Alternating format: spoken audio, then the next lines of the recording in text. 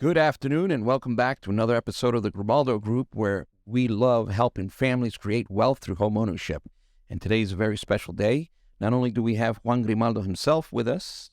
Hello, guys. Welcome. We do have some special guests with us today. We have Carol Hugh, Vice President of, and what's the company? Enterprise Solution was Greater Phoenix Economic Council. Awesome. And Serena, Remy. Yep. And you're part of the marketing. Yeah, Vice President of Marketing Communications at GPAC. Awesome. And it's a special time because we're living in a special period of Phoenix, Arizona. And we've seen the expansion and what is to come in the future. I'm super excited because I went to, it was the area event, right, in Scottsdale. It's the Asian Real Estate Association of America. And I was super excited about all the great news that I heard from you. And I think there's great things coming to Phoenix. And there's a lot of fear out there. Wouldn't you guys agree? Oh, yeah, absolutely. We're just always growing, too. Actually, in that presentation we shared about thinking about, last we hit 5 million mark as a population growth. Wow. In another 10 years, we're going to add another additional 1 million folks just in the region. It's just our ability to grow is unstoppable. So it's safe to say that Phoenix is on the world map. Oh, yeah. Absolutely. And so the growth is there, but it's just not the growth by itself. It's the planning that is taking place. What could you provide with regard to the planning of how things are coming about?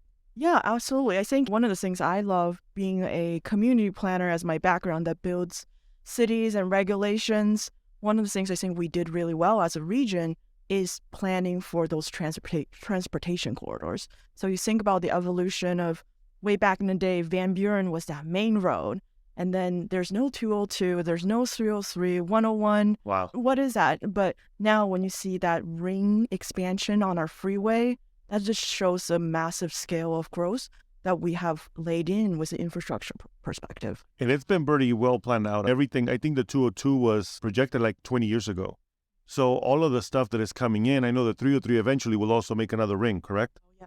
So do you guys have an idea? I'm not going to put you on the spot here, but you might know.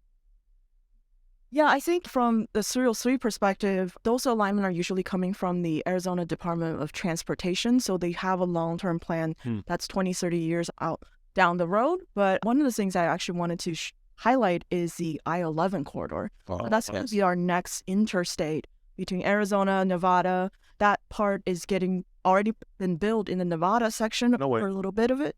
But we're also building the ones that's out in the West Valley.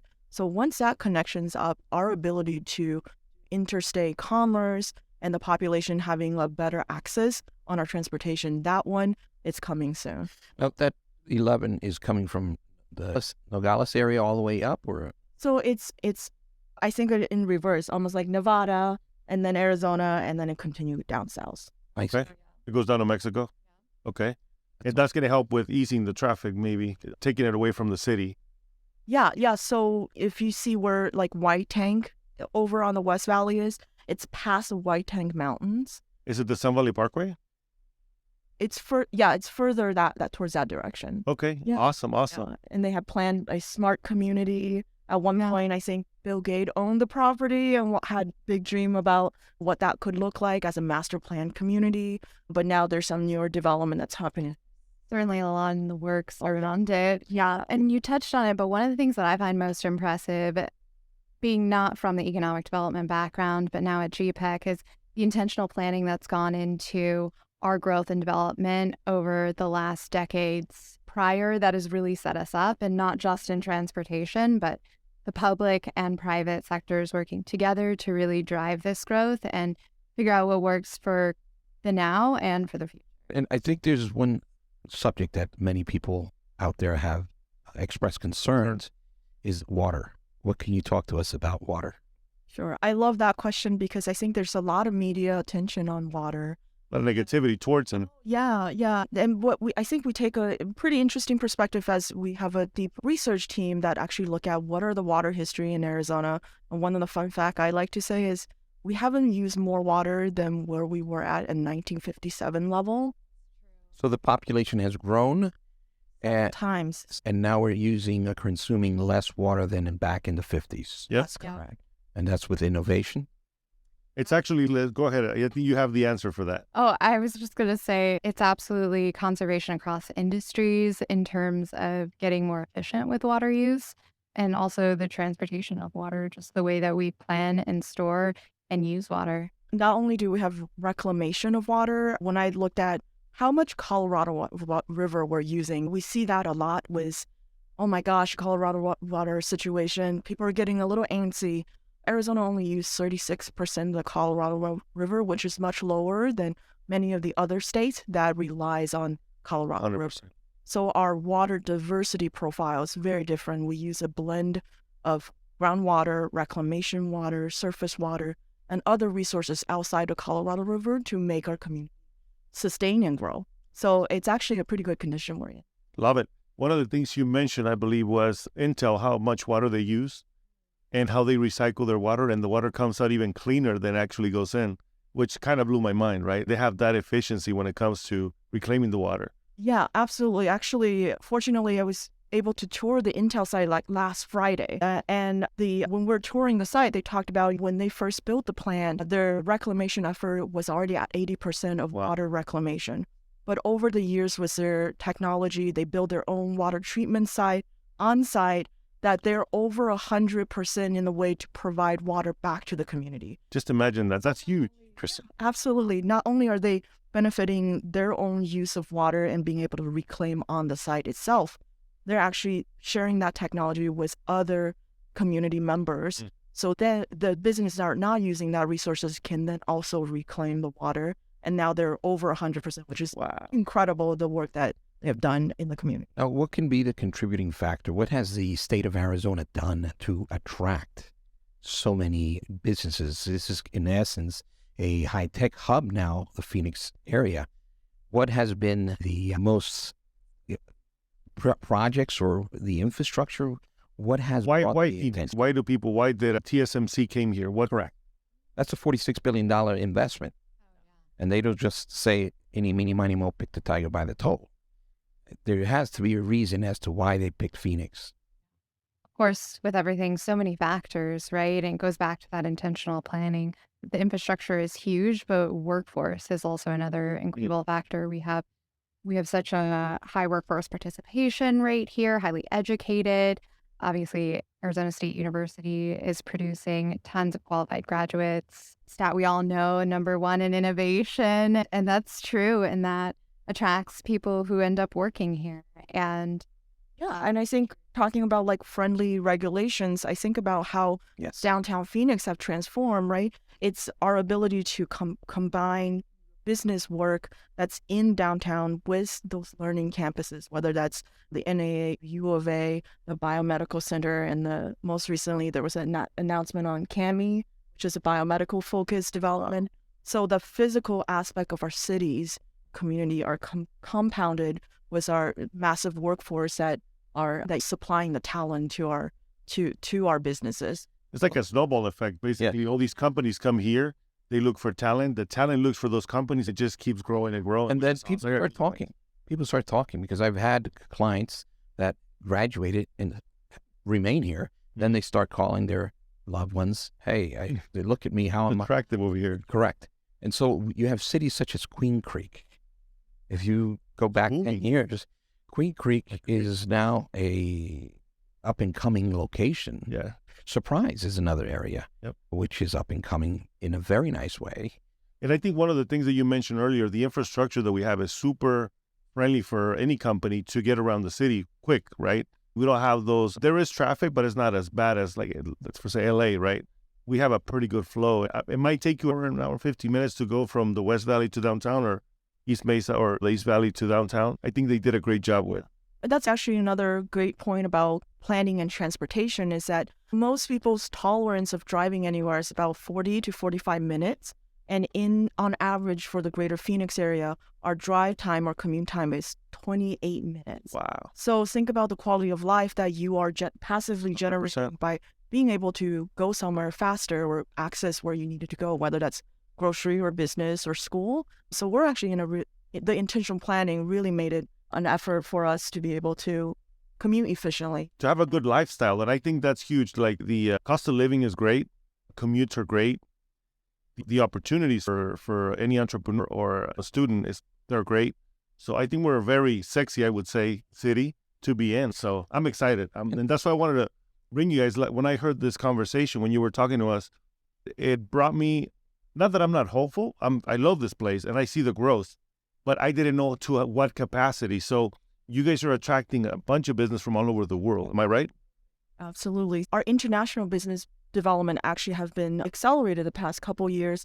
You guys hear about the TSMC, Yes. the big projects, $46 billion there. Intel's expansion, another $20 billion, two additional fab that's coming online. But I think the history of Arizona in the way they're rooted in industries, whether that's semiconductor or aerospace, biomedical or professional services, all of that is a compounding effect. So now we're reaping the benefit of the seeds that were laid many years ago and seeing that the clustering effect of our business are really growing. So just a little teaser, just in the semiconductor space, we have over 30 more projects that's just in that space. 30. Can't tell you what it is, but yeah. This is insider information. But there's some beautiful It's quite a companies lot. coming here. Yeah. So I'm excited when I hear stuff like this, and then talking about the infrastructure for transportation, highways, and so on. I have yet to see toll roads, and I hope that is never in the works, because that in itself makes life easier for everyone, for citizens and businesses alike.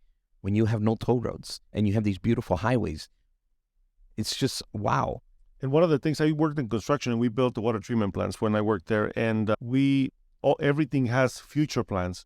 The highways, the underground structures, like all the piping and stuff for the sewer, they're already planned out ahead of time, which avoids delays in traffic. Like LA, I feel like every time I go there, there's construction on all the roads.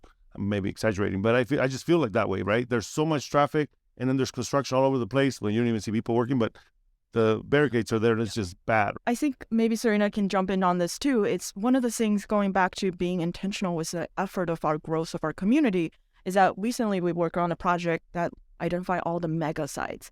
So we know that site readiness and being able to deliver the water, transportation, resources, we worked with all of our 22 cities to make sure that our valley can identify site-ready projects. So when another TSMC, another Intel, whatever that may be, come along, we already have all these mega site reviewed and 40. So your planning is in advance. You're not waiting for things to happen. You're already envisioning the future. Is that correct? And so what can you talk about the airport? Are there any improvements happening in the future for our I airport? think it was just improved, no? Yeah, so I think, there's some enhancement happening in the Sky Harbor Airport, but one of the incredible growth story that we hear is also from the Mesa Sky Bridge. That's right. That area, there's a few new airlines that were just announced to add into the Mesa Airport. But as well, if you look at the geography side, the aerial photos, over the past 10 years, we see a lot of industrial development that's happening in that area. Because as logistics become more efficient and there's some benefits in actually international trade that happens in those airport sites, you just see this growth around the industrial side to see, that used to be just vacant land, but all those big project, mega project are landing around these airports. Certainly attracting. They don't have, I think, the landing over in Scottsdale is not as strong as Mesa. So that's right. So that's why they land in Mesa. So it's going to be pretty attractive to businesses instead of going up here to park in Mesa. You got the bigger cities such as New York that they have JFK, and then they have LaGuardia. They got two airports, and then they got Newark Airport, and not too far away. Phoenix can have two airports, right? Yeah, I think those are the major ones, but also there's Deer Valley, the Scottsdale one. There's one, Glendale, and then I think it's a Goodyear or Buckeye. There's also another one over there. So when Super Bowl happened in February, I think someone actually published a map of all those private planes coming in and leaving. It's beautiful. Really, we're accessing all of our airport, whether that's public or for special purpose. And I think that the city in general handled the Super Bowl very well. There were no headaches that I know of. You're going to have traffic, but I think even that was... It was super organized. Yeah, I live in the West Valley, and it was flowing pretty good, so... We love the sports entertainment development. I'm sure, Serena, you've seen the growth of that in all across all the different communities. Absolutely. I feel like we are such a great city to host these large-scale events. Proven time and time again. This wasn't our first time hosting the Super Bowl, and Yep. Glendale's done it several times, and it was incredible this year, just like Waste Management Phoenix Open, just like Fiesta Bowl. So many great events, such a destination now internationally. And you can't forget about the Waste Management Open. Yes. Yes. I think, Barrett Jackson. Yeah. yeah, car shows. Just, it seems like travelers, like what we said offline earlier, sometimes we discover Phoenix and the region around here, but once you see it, I think we have to start staying.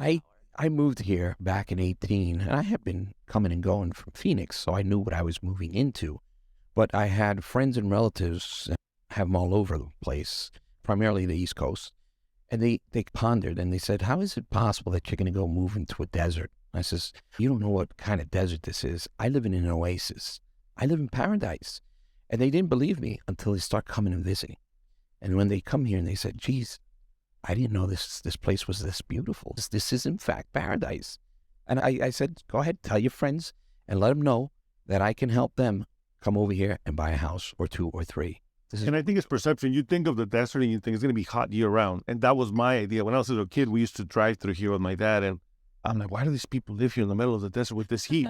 I would come through the summer, but I didn't know there was 8 months of beautiful weather. And then we have everything right next to us. We have the beach, we have California, we have Vegas. So within a short commute, we have everything around us. Well, entertained. it's not like you're living in the dunes. Right. Because when they talk desert, they said, you're like living in the middle of sand. It's really not like that. And I start sending videos, and like where I live, there's a lot of green landscape and trees and so on. I live in Marley Park in Surprise. If you haven't been there, I suggest you go there. Got beautiful neighborhoods. It's very nice. And the mountain ranges, I think when you think about desert, it's like flat and sandy like you guys mentioned, but like you see once you land that plane into the valley, we're covered with mountain ranges, and within a 1 to 2 hour, right, you could go entirely to a different elevation with different vegetations. But even I'd sit here. So incredible too. Yeah, like you're saying, in summertime, you get a little hot, you just go up to the mountains, the Exactly. Sedona, Flagstaff. Yeah. Like, There's some, I didn't know there were wine tasting up here, right?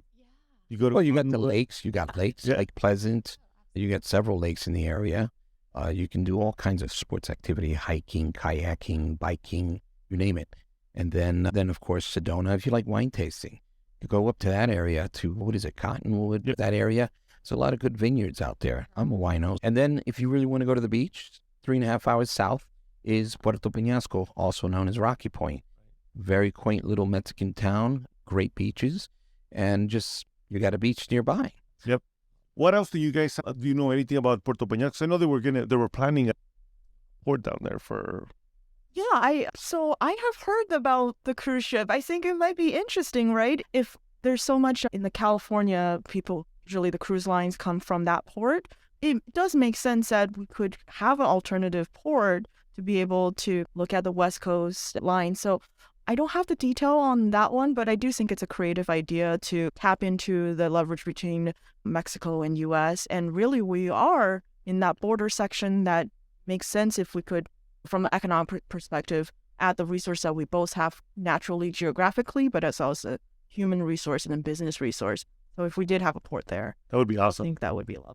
Yes. And what else do you guys see coming in the next few months that is big that you guys can share? If you can't share it, that's fine. We understand. I'll jump in, and I think we see the business are just continuing to grow. Although I can't give you specific names, GPEC's active pipeline is over 200 projects continuously. 200. And that's not comparing to other EDOs of our size. 20, 30 project a year is a good number. But Greater Phoenix, the volume itself is how many prospective companies looking at us. I do see a more growth in the industrial space than the office space, just because there are some uncertainties. We know that industrial projects are more favorable currently. So my bet would be more industrial project coming in, but we're starting to also see more office project to pick up. Love it. Love it. With that is going to create an impact in the residential. All these people have to move somewhere. Yep. They're either going to rent or they're going to buy. They're not going to just, where are they going to live? We're seeing a shortage of both rentals and homes. So do you guys know if there's anything in the works for that? Yeah, I think from a city perspective, where we talk to cities, many cities are supportive of being more dense in the way that communities are being created. So we recognize that there is some mismatch on new in-migration as well as the growing workforce here need housing. The Gen Zs, the millennials are coming back in the market. So we definitely need more housing product. So I think that's one of the areas that a gap that we can create, I know you're not in real estate. Go ahead. I'm sorry. Oh, I was just going to say, and I think that they've looked at really innovative ways to reuse spaces, and I know developers are ready to develop as well. So I think we'll see stuff. I saw a building. Where was it? It was downtown Phoenix when we were eating at that. Containers? Yeah, a whole building, condominiums made out of shipping containers.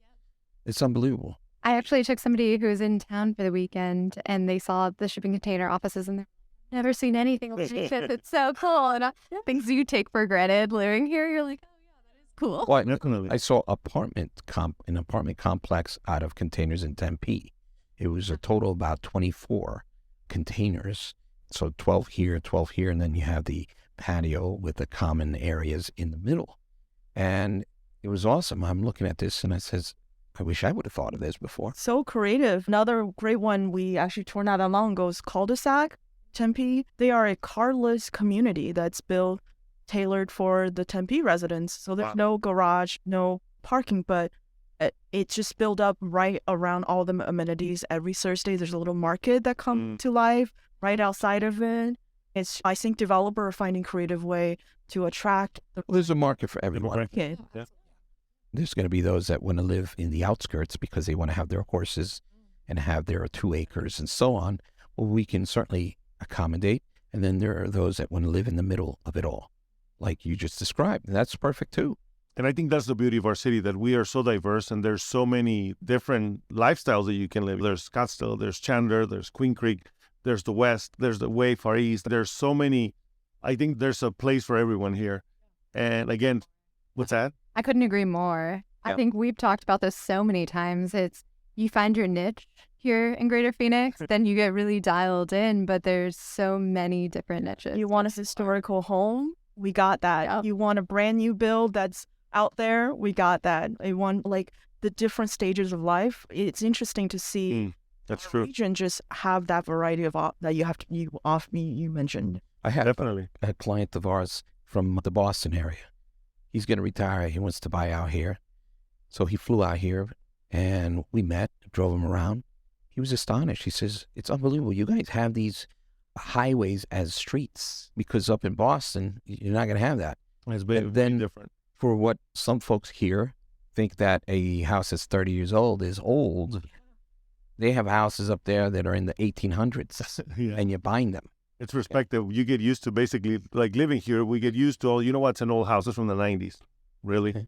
That's almost brand new of California or any other place. Somebody from here locally saw a house in 2005 and says, Angel, why are you showing me an old house? I said, Just imagine. 2005. Yeah. But I'm from Jersey, so I know houses that were built in late 1800s, early 1900s, and that's the neighborhood. But that was astonishing to him, where he saw the streets, multi-lanes going that way, and this is not a highway, this is a street. Yeah. And he was shocked. He says, I love what I see. So that's a good client of ours that's coming over this way. So going back into the conversation of Phoenix, and the reason why I brought you guys, I want to talk to you guys because there's so many great news that most people miss out because they're watching the news, which aren't real news. They could be real news, but I think they're bad news. And we want to highlight all the beautiful things that are coming because people are going to miss out. And I feel like for us, I feel like an obligation to notify the public of all the beautiful things that are out there that are coming in, all the hope, because most people are waiting for that crash. I'm like, there's not going to be a crash. There's so many businesses coming in here that the economical opportunity for everyone, because when a business opens up, everybody benefits. Just like Angel was saying, if you bring a company like the TSMC, there's going to be engineers coming in making pretty good money. There's beautiful houses up there that are $1 million and above or whatever. But then you're going to have all the people that are going to be benefiting from all the services, the landscapers, the construction workers, the nurses, the hospitals. So it just creates a whole new economy, which feeds into the rest of the economy, which is, again, it's a snowball. So that's my perspective as a realtor and as a kind of curious George, like Angel says. But I feel, from a professional standpoint, What do you guys see Phoenix for the next 5-10 years? Yeah, I love what you're saying about the optimism in here, but also it's very true. I think when we were looking at quality of life as one of those factors, although across cost of living have been a little bit higher as across the country, that when we break down the factor between transportation, grocery, healthcare services, amenities, Phoenix stands in a very good position and well 100%. positioned for additional growth 5-10 years down the road. And I don't want to miss out on the opportunity to also give the arts and culture scene a shout out. Definitely. Yeah, That's please. what's another foundational piece of how we're going to be able to grow continuously. Yeah, that's been Take us there, please. a huge part of our conversation recently is just how much arts and culture drives innovation, right? Having an environment that you're inspired by and people with creativity and perspective to converse with and art to really to view. And that's part of the experience that makes a place special and that makes it inspiring and really drives that future innovation. And I think that even on top of that, the small businesses here and the startups that we have here, I think there's such a key factor to watch. And we've just seen that explode over the last few years. And I don't think that's going to stop at all. I think it's going to continue to grow, especially like downtown Phoenix is becoming very artsy, which I love. We had Taco Cello, Taco Cello, one of the better tacos in town. They're not paying. They're not paying us. But it was good. It was actually good. But anyways, we were around there and Angel's like, whoa, look at this. Because we just go, right? We're always going. But I like to sit down and smell the roses. And my wife and I, that's one of our favorite spots. And I love sitting down and seeing the art around me. So that's growing and growing, which I love and I'm excited about. I can see the downtown change drastically. I've been selling homes since 2006. So 2008-9, I was selling properties here for $40,000 downtown. This was a ghost town. It was really sad to see. However, look at the change. Like I got goosebumps. It's so incredibly exciting to see what's coming. And again, that's why I wanted to share the good news from you guys. And you guys are the experts. They may not even trust us. These guys just want to sell a house. But we want to make sure that we show this from a different perspective. And you guys are the experts in this matter. So, yeah, we were talking about how the contrast, you see the historical houses and then you see these beautiful high rises and somehow creating a contrast, but an attractive one in a good way. Yeah. Beautiful. And then you have what is typically called graffiti, but I see it as art, just complementing the whole area. And it just made it like, wow. It makes it alive. It makes it feel vibrant, exciting, not boring, same old, right? Part of that community, and it just feels like you're in it. Art is one of those things that's creative, not only visually, but you get to experience it. Serena and I were at a little film screening inside a small bar, and then there's just little art shop around. Local artists are featured in their building. Wow. I think there's so many small businesses that also really embrace the arts and cultural scene. So many different differences. I've lived downtown for about 8 years now, and I've owned a home in the historic district for 6. And exactly what you were saying, you went from the quiet Thursday to booming now, and I do love the contrast, and I love how it's so walkable now. Yes. And people are out and about taking advantage of that. You got the little restaurants and shops. You can leave your house or maybe the condo overlooking the valley, and you know what? I want to have a nice meal. Well, you can now pick and choose On the street? Yeah, it's awesome. It's a great feeling where you don't have to move your car or just bike around. I don't even have a car right now. See, that's beautiful. And that's what I remember I talk about this all the time. So I'm like, my goal is to have a condo downtown. I don't have to drive anywhere. If I want to have a beer or a drink or a meal, let's go down the elevator, go eat, and just enjoy and walk around everywhere, which, yeah, because we drive so much and you're enjoying it. So congrats. There's 9 months of really good weather here. Correct me if I'm wrong. But in my experience, and this is what I like telling people when they say, how is it possible that you live in the desert? I says, I live it and I enjoy it because 9 months out of the year, we have near to perfect weather. It's always sunny. And then when we get rain, we enjoy it. Of course. It's something that we don't get a lot. So last year, I got to take that back. It was different. Yet most of the time, the weather's beautiful, right? Yep. In those 3 months of summer, go to the beach, have a pool. Well, yeah, I don't know if you guys seen, was a rainy season this season. I live near South Mountain, and the entire mountain turned green. And It was beautiful. Flowers. so beautiful. And then there's poppies and all these flowers. It's just like we are in the desert, but there's so Paradise. much biome that happens here. Oh my gosh. Beautiful. I've lived in the East Coast. I lived in Puerto Rico. I've been to Florida. It's beautiful out there. I'm not going to take that away from them. But I can tell you this much. It could be 80 degrees outside and the humidity is 100%. And so you could be under the shade, but it's like a sauna. Yeah. Whereas here, I've been in 110 degrees and the humidity level is 10%. So I could still sit underneath my covered patio, ceiling fan on, of course, but I'm not sweating. Feels And then if I want to jump in the pool, the majority of the homes here have pools. And so you jump in the pool, you come back out, you're going to want to put your towel on because now the ceiling fan is it's getting chilly. Yes. It happened to my nephew was out here. He comes out, I think it was last September, the beginning of last September. So it's still a relatively 100 to 110. He's in the pool and he all of a sudden tells me, yo, Uncle Angel, what temperature is that? I said, it's 105. Why? I need a towel. I think I want to get out of the water. So he was shocked. Okay.